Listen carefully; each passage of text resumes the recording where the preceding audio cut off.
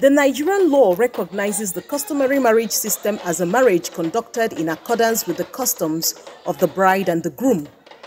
That is why all tribes in Nigeria recognizes traditional marriages as the only authentic marriage between a man and a woman.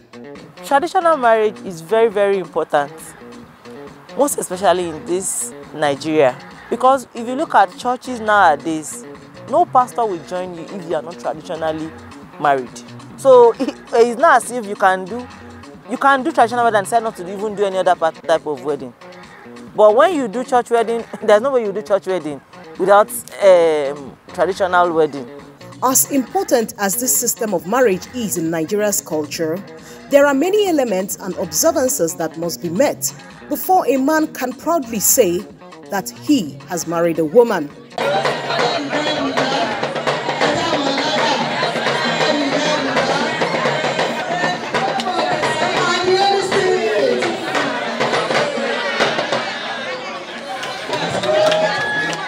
Traditional marriage is not even about just attending party, let me wear asho, okay, let me wear asho ebi.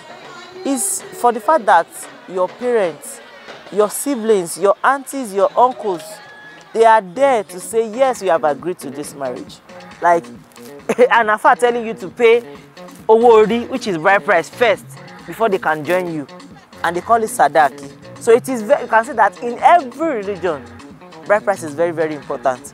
Even church too, that they will tell you they will not join you, go and do this thing. They are not talking about this thing, they are talking about the bride price, which can be in form of all those items that the parents has collected, which is part of why they will give their consent that they have given their hand in this marriage.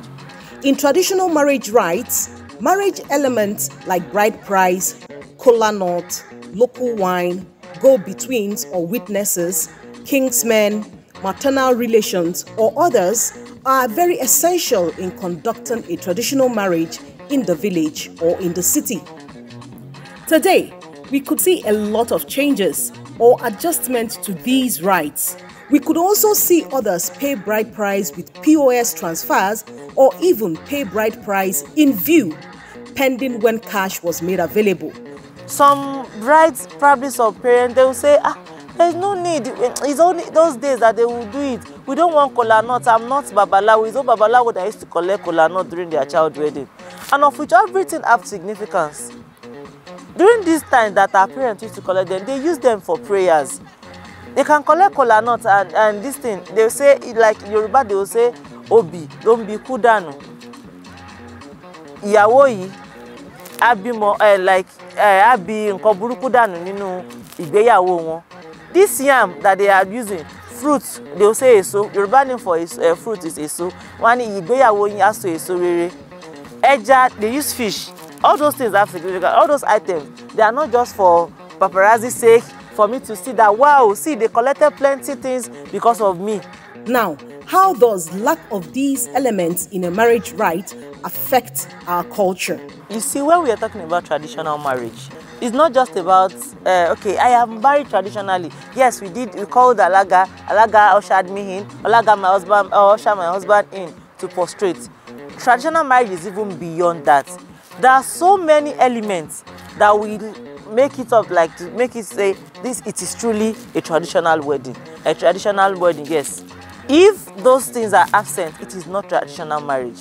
It is just a gathering or let's say a meeting.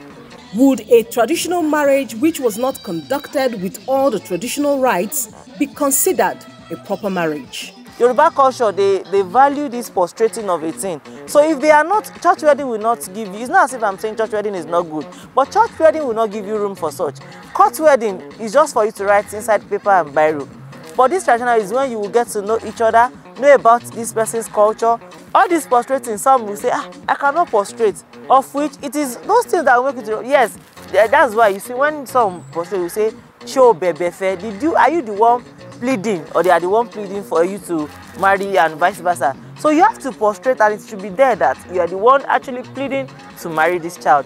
How do intending couples plan and organize a modern traditional marriage and still maintain all the traditional requirements as it were?